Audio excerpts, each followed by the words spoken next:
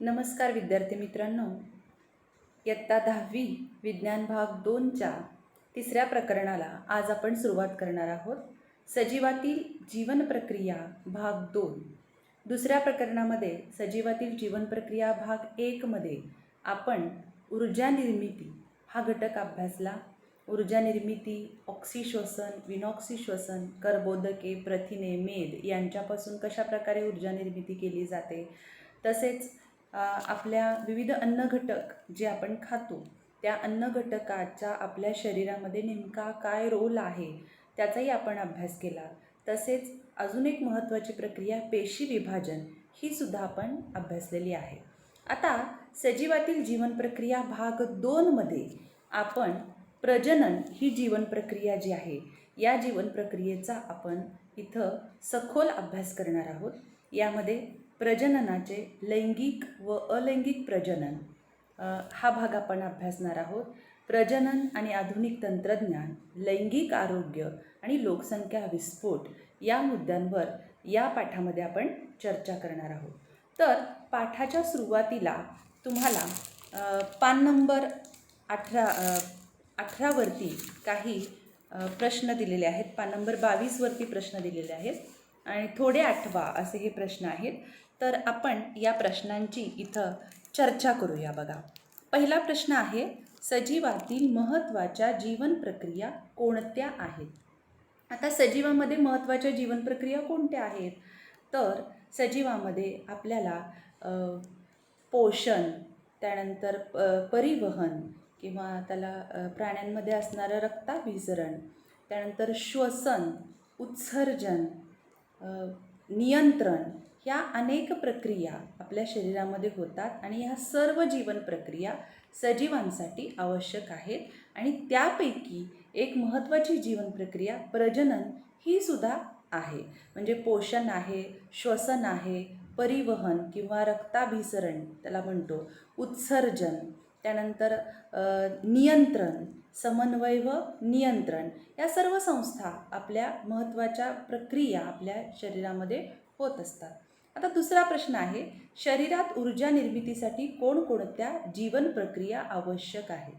तर शरीरामध्ये ऊर्जा निर्मितीची प्रक्रिया आपण दुसऱ्या टॉपिकमध्ये शिकलेलो आहोत. याच्यामध्ये पोषण ही प्रक्रिया आपल्यासाठी आवश्यक आहे. त्याचबरोबर श्वसन ही प्रक्रिया, कारण ऑक्सिजनची आवश्यकता आहे त्यामुळे श्वसन ही प्रक्रिया आवश्यक आहे. त्याचबरोबर परिवहन किंवा रक्ताभिसरण, वायूंची देवाणघेवाण किंवा संपूर्ण पेशींपर्यंत ऑक्सिजन वायू पोहोचवणे, तसेच कर्बोदके, प्रथिने हे पदार्थ पोहोचवणे हे कार्य परिवहन संस्थेमार्फत होत असतं. आणि म्हणून आपल्या शरीरात ऊर्जा निर्मितीसाठी परिवहन ही सुद्धा आवश्यक जीवन प्रक्रिया आहे असं आपल्याला म्हणता येईल. आता तिसरा प्रश्न आहे, पेशी विभाजनाचे प्रमुख प्रकार कोणते? त्यामध्ये काय फरक आहे? याचा अभ्यास आपण मागच्या टॉपिकमध्ये केलेला आहे की पेशी विभाजनाचे मुख्य 2 प्रकार आहेत. एक म्हणजे सूत्री विभाजन आणि दुसरं म्हणजे अर्धसूत्री विभाजन. सूत्री विभाजन आणि अर्धसूत्री विभाजन याच्यामधला फरक आपण मागच्या टॉपिकमध्ये अभ्यासलेला आहे. आणि तो फरक म्हणजे सूत्री विभाजनामध्ये ज्या पेशी तयार होतात त्या पेशी ह्या द्विगुणित पेशी असतात आणि अर्धसूत्री विभाजनामध्ये ज्या नवीन पेशी तयार होतात त्या एकगुणित पेशी असतात. हा महत्त्वाचा फरक याच्यामध्ये आपल्याला सांगता येईल. पुढचा प्रश्न आहे, पेशी विभाजनात गुणसूत्रे कोणती भूमिका बजावतात? तर पेशी विभाजनामध्ये सूत्री विभाजन असू दे किंवा अर्धसूत्री विभाजन असू दे, याच्यामध्ये गुणसूत्रे ही पेशी विभाजनातील सर्व माहिती जी आहे ती नवीन पेशीमध्ये वाहून नेण्याचं कार्य करतात किंवा जनुके किंवा DNA हा जो भाग आहे तो नवीन पेशीमध्ये वाहून नेण्याचं काम ही गुणसूत्रे करतात. हे आपण मागील प्रकरणामध्ये अभ्यासलेले आहे. मागील इयत्तामध्ये आपण विविध जीवन प्रक्रियांचा सुद्धा अभ्यास केला आहे. त्या सर्व जीवन प्रक्रिया पोषण, श्वसन, रक्ताभिसरण, उत्सर्जन, संवेदन, प्रतिसाद भरपूर जीवन प्रक्रिया आपण अभ्यासल्या आहेत. प्रत्येक सजीवाला जिवंत राहण्यासाठी या जीवन प्रक्रिया आवश्यकसुद्धा आहेत. या वेगवेगळ्या जीवन प्रक्रियांसारखीच अजून एक जीवन प्रक्रिया सजीवांमध्ये आढळते आणि ती म्हणजे प्रजनन. परंतु प्रजनन त्या सजीवाला जिवंत राहण्यासाठी उपयोगी नसते, तर तो सजीव त्या प्रजातीचा आहे ती प्रजाती जिवंत ठेवण्यासाठी मदत करते. म्हणजे या अगोदरच्या जीवन प्रक्रिया जर आपण बघितल्या म्हणजे पोषण, श्वसन, उत्सर्जन या जीवन प्रक्रिया त्या सजीवाला जिवंत ठेवतात. यापैकी एकही जीवन प्रक्रिया त्याच्या शरीरामध्ये सुरळीतपणे पार पाडली नाही तर त्याच्या शरीराचं संतुलन बिघडतं व तो सजीव तिथं मृत्युमुखी पडतो. परंतु प्रजनन ही जीवन प्रक्रिया अशी आहे की ही जीवन प्रक्रिया जरी त्या सजीवामध्ये घडून नाही आली तर त्या सजीवाचा मृत्यू त्या ठिकाणी होत नाही. म्हणजे जगण्यासाठी ही जीवन प्रक्रिया त्याला आवश्यक नाही, परंतु तो सजीव ज्या प्रजातीचा आहे ती या प्रजातीचं सातत्य या पृथ्वी तलावरती टिकवून राहण्यासाठी मात्र ही जीवन प्रक्रिया त्याच्यामध्ये घडून येणं आवश्यक आहे. म्हणजे प्रजातीचं सातत्य ठेवण्यासाठी ही जीवन प्रक्रिया प्रजनन ही जीवन प्रक्रिया त्या सजीवाला आवश्यक आहे असं आपल्याला म्हणता येईल. इथं तुम्हाला निरीक्षण करा असं सांगितलं आहे. शेजारील चित्राचे निरीक्षण करा, त्या आधारे कोणती जीवन प्रक्रिया तुमच्या लक्षात आली. आता इथं अ, ब, क आणि ड अशा 4 आकृत्या दिलेल्या आहे. आकृतीमध्ये आपल्याला दिसते की एका रोपट्यापासून त्याच्या मुळांना दुसरे रोप फूट तयार होऊन दुसरं एक रोप तयार झालेलं आहे. इथं ब मध्ये कोंबडीनं अंड तयार केलेलं आहे आणि ते अंड बाहेर पडलेलं आहे आणि त्या अंड्यापासून पुन्हा नवीन कोंबडीचं पिल्लू निर्माण होणार आहे. इथं बीजांकुरण आहे, बियापासून नवीन रोपटं इथं उगवून आलेलं आहे. आणि इथं अमिबासारखा जो जीव आहे त्या एका अमिबापासून 2 अमिबा इथं तयार झालेले आहेत. म्हणजे इथं एका सजीवापासून नवीन जीव निर्माण झालेले आहेत. म्हणजे ही जीवन प्रक्रिया ही कोणती आहे तर प्रजनन आहे असं आपल्याला म्हणता येईल. आता सांगा पाहू असं प्रश्न विचारलाय, प्रजाती टिकून राहणे म्हणजे काय? आता प्रजाती टिकून राहणे म्हणजे काय तर एखाद्या प्रजातीतील एखाद्या सजीवाचा मृत्यू झाला तर त्या प्रजातीचा दुसरा सजीव तिथं त्याच्या मृत्यूनंतर या पृथ्वीवरती असणं आवश्यक आहे आणि यालाच प्रजाती टिकून राहणे असं म्हणतात. म्हणजे सजीव आपल्यासारखेच नवीन जीव निर्माण करतात प्रजनन प्रक्रियेद्वारे आणि ते सजीव पुन्हा प्रजनन करून नवीन जीव निर्माण करतात आणि हजारो लाखो वर्षापासून या पृथ्वी तलावरती त्या प्रजातीचं अस्तित्व अशा प्रकारे टिकून राहिलेलं आहे. ती प्रजाती नामशेष झालेली नाही किंवा ती प्रजाती या पृथ्वी तलावरून नष्ट झालेली नाही. तर यालाच प्रजाती टिकून राहणे असं आपल्याला म्हणता येईल. दुसरा प्रश्न आहे, एका सजीवापासून तयार झालेल्या त्याच प्रजातीचा दुसरा सजीव हा जनुकीयदृष्ट्या तंतोतंत पहिल्याच सजीवासारखाच असतो का? तर एका सजीवापासून तयार झालेला दुसरा सजीव तंतोतंत पहिल्या सजीवासारखा असू शकतो किंवा असत नाही. आता हे कशावरून? जर त्या सजीवानं अलैंगिक प्रकारचं प्रजनन केलं असेल तर तयार झालेला सजीव हा तंतोतंत पहिल्या सजीवांसारखा असतो आणि त्या सजीवानं जर लैंगिक प्रकारचं प्रजनन केलं असेल तर मात्र तंतोतंत तो जनकासारखा नसून त्याच्यामध्ये थोडाफार बदल म्हणजे सूक्ष्म बदल त्याच्यामध्ये आसून येतो. तिसरा प्रश्न आहे, एकाच प्रजातीच्या 2 सजीवांमध्ये तंतोतंत साम्य असणे किंवा नसणे हे कशावर अवलंबून आहे?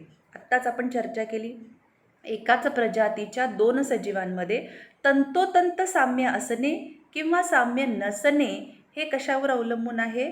तर हे तो कोणत्या प्रकारचं प्रजनन करतो यावर अवलंबून आहे. अलैंगिक प्रजनन करत असेल तर तयार झालेला दुसरा जीव हा तंतोतंत पहिल्यासारखाच आहे, दोघांमध्ये काहीही फरक असत नाही.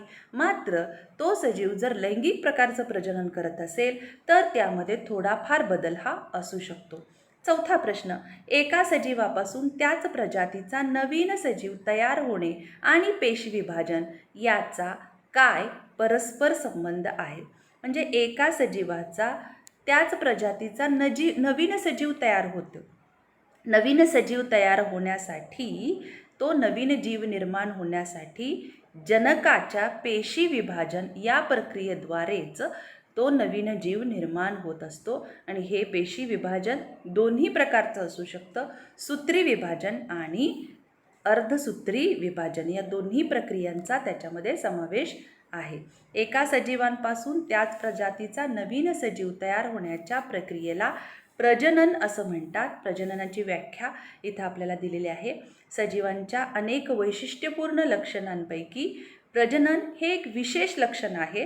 प्रत्येक प्रजातीच्या उत्क्रांतीसाठी कारणीभूत असलेल्या अनेक कारणांपैकी प्रजनन हे एक कारण आहे. आता उत्क्रांती हा भाग पहिल्या टॉपिकमध्ये आपण बघितलेला आहे की सजीवांमध्ये काही सूक्ष्म बदल होत गेले आणि हे जे बदल आहेत हे बदल खूप कालावधी म्हणजे खूप मोठ्या दीर्घकाळपर्यंत हे बदल होत गेले आणि यालाच प्रजनन असं म्हणतो आणि याला उत्क्रांती असं म्हणतो. आणि उत्क्रांतीसाठी कारणीभूत असणारा घटक एक घटक आहे, तो एक म्हणजे प्रजनन हा सुद्धा आहे. आता प्रजननाचे 2 प्रकार आपण पाहणार आहोत. पहिला प्रकार आपल्याला म्हणजे प्रजनन हे 2 प्रकारे सजीव करतात. त्यापैकी पहिला प्रकार जो आहे त्याला अलैंगिक प्रजनन किंवा असेक्शुअल रिप्रोडक्शन असं सुद्धा म्हटलं जातं. आता अलैंगिक प्रजनन हा एकच सजीव करू शकतो. याच्यामध्ये 2 सजीवांचा समावेश नसतो आणि त्याच्यामुळं अलैंगिक प्रजननाने तयार झालेला जो जीव आहे, नवीन जीव आहे, तो तंतोतंत त्याच्या जनकासारखा असतो. म्हणजे युग्मक निर्मितीविना एखाद्या प्रजातीतील एकाच जीवाने अवलंबलेली नवजात जीवनिर्मिती प्रक्रिया म्हणजे अलैंगिक प्रजनन होय. युग्मक निर्मिती होत नाही. स्त्रीयुग्मक आणि पुयुग्मक यांचा संयोग होत नाही, कारण एकच सजीव इथं काय करतो, प्रजनन करत असतो. आणि म्हणून एकाच जीवाने अवलंबलेली नवजात जीवनिर्मिती प्रक्रिया याला अलैंगिक प्रजनन असं म्हणतात. दोन भिन्न पेशींच्या म्हणजे युग्मकांच्या संयोगाशिवाय घडून येणारे हे प्रजनन असल्यामुळे नवजात सजीव हा तंतोतंत मूळ सजीवासारखाच असतो. या प्रजननात केवळ एका जनकापासून नवीन जीवांची निर्मिती गुणसूत्री विभाजनाने होत असते. जननिक विचरणाचा अभाव व अलैंगिक प्रजननाचा तोटा. तर वेगाने होणारे प्रजनन हा या पद्धतीचा फायदा आहे. हा खूप महत्त्वाची लाईन ही आहे बघा, की अलैंगिक प्रजननाचा फायदा आणि तोटा काय आहे. अलैंगिक प्रजनन याच्यामध्ये एकच सजीव सहभागी असतो. नवीन होणारा निर्माण होणारा जीव हा तंतोतंत त्याच्या जनकासारखा असतो. आणि दुसरी महत्त्वाची गोष्ट, जननिक विचरणाचा अभाव म्हणजे तंतोतंत तो जनकासारखा आहे, त्याच्यामध्ये सूक्ष्मसुद्धा बदल असत नाही. तर त्याला म्हणायचं जननिक विचरणाचा अभाव, म्हणजे त्याच्यामध्ये जननिक विचरण किंवा व्हॅरिएशन किंवा बदल असत नाही, हा त्याचा तोटा आहे.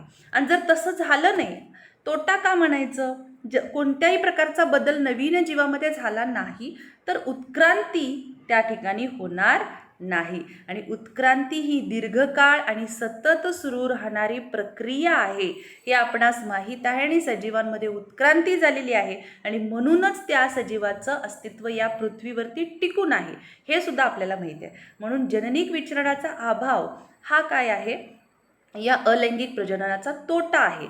तर फायदा काय आहे, फायदा असा आहे की वेगाने होणारे प्रजनन म्हणजे रॅपिड रिप्रोडक्शन त्याला म्हणू आपण. फास्ट, एका सजीवापासून अनेक सजीव लगेच निर्माण होतात.